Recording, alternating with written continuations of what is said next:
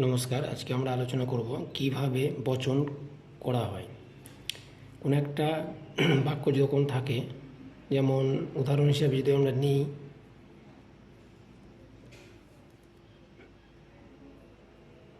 মানুষ মাত্রই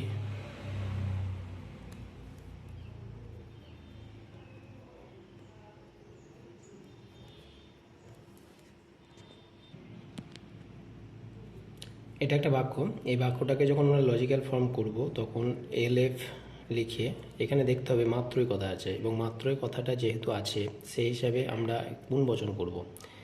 এবার এইটা দেখে বোঝা যাচ্ছে যে এটা এ বচন করতে হবে, যে মানুষ মরণশীল। মানুষ সাধারণত কথাটা যেহেতু নেই, এখানে মাত্রই কথাটা আছে, মানে সকল মানুষই কিন্তু কী হবে না, মরণশীল হবে। যেমন তাহলে এখানে কি হবে বচনটা, সকল মানুষ হয় মরণশীল। এখানে এ বচন হলো, এখানে সকল কথাটা হচ্ছে, এই যে সকল কথাটা রয়েছে, এই সকল কথাটা হচ্ছে পরিমাণক। মানুষ হচ্ছে এস পদ, মানে উদ্দেশ্য পদ। হয় হচ্ছে সংযোজক, এবং মরণশীলটা হচ্ছে পিপদ। পিপদ মানে হচ্ছে যে বিধেয় পদ। তাহলে এটা এ বচন এইভাবে করতে হয়। তাহলে মাত্রই কথাটা আর আসবে না। এখানে যখন আমরা লজিক্যাল ফর্ম করছি তখন সকল মানুষ হয় মরণশীল, এটা এ বচন হয়ে গেল। আর একটা উদাহরণ যদি আমরা দিই,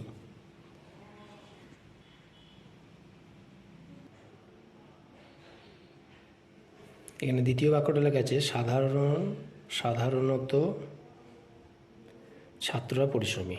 এখানে সাধারণত কথা আছে, সাধারণতর সঙ্গে সদর্থক চিহ্ন যেহেতু আছে, এই বচনটাকে আমরা কি করব, এলএফ যখন আমরা করব বা লজিক্যাল ফর্ম, সেটা হবে আই বচন।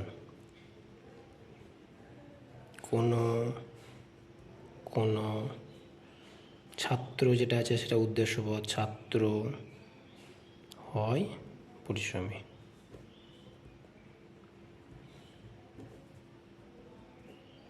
এইভাবে লজিক্যাল ফর্মগুলোকে করতে হয়। তারপরে একটা উদাহরণ আছে, মানুষ অমর নয়। এই বাক্যটা ছিল কি, মানুষ মাত্রই মরণশীল, আর এটা হচ্ছে মানুষ অমর নয়। এটাকে যখন আমরা লজিক্যাল ফর্ম করব, যেহেতু নয় কথাটা যুক্ত আছে, সেই হিসেবে এটা ই বচন হবে। ই বচনের যেটা রূপ আছে, কোনো মানুষ উদ্দেশ্যপদ নয় অমর, এটা ই বচন। এইভাবে আমরা বচন করছি। আর এটা আছে কিছু ছাত্র পরিশ্রমী নয়, এখানে নয় কথাটা আছে, আবার কিছু কথাটা উল্লেখ আছে। তাহলে কিছু কথাটা উল্লেখ আছে এবং নয় কথাটা উল্লেখ আছে, এটা কি বচন হবে, ও বচন হবে। এটাতে যদি আমরা এলে ফর্ম করি তাহলে হবে কোনো ছাত্র, এখানে উদ্দেশ্যপদ নয় পরিশ্রমী, ও বচন। তাহলে বচন আমরা চারটে যে বলেছিলাম, এই চারটি বচনের মধ্যে এ, ই, আই আর ও বচন। এখানে এ বচন এবং আই বচন, এই দুটো বচন সদর্থক বচন, আর ই আর ও বচন হচ্ছে নমর্থক বচন। এবং বচন করার সময় যে নিয়ম, প্রথমে পরিমাণক, তারপরে উদ্দেশ্যপদ, তারপরে সংযোজক, তারপরে হচ্ছে বিধেয় পদ।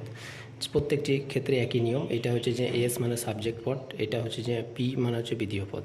এক্ষেত্রে ওই রকমই করা হয়েছে। কোনো হচ্ছে পরিমাণক, ছাত্রটা হচ্ছে উদ্দেশ্যপদ, নয়টা সংযোজক, পরিশ্রমীটা হচ্ছে বিধেয় পদ। এটা ও বচনের ক্ষেত্রে। এই চারটে যে বচন রয়েছে, এই চারটে বচন আমরা এরকমভাবে বচনে রূপান্তরিত করতে পারি। তো এটা গেল শুধু বচন করার নিয়ম। এরপরে আমরা ভালোভাবে আলোচনা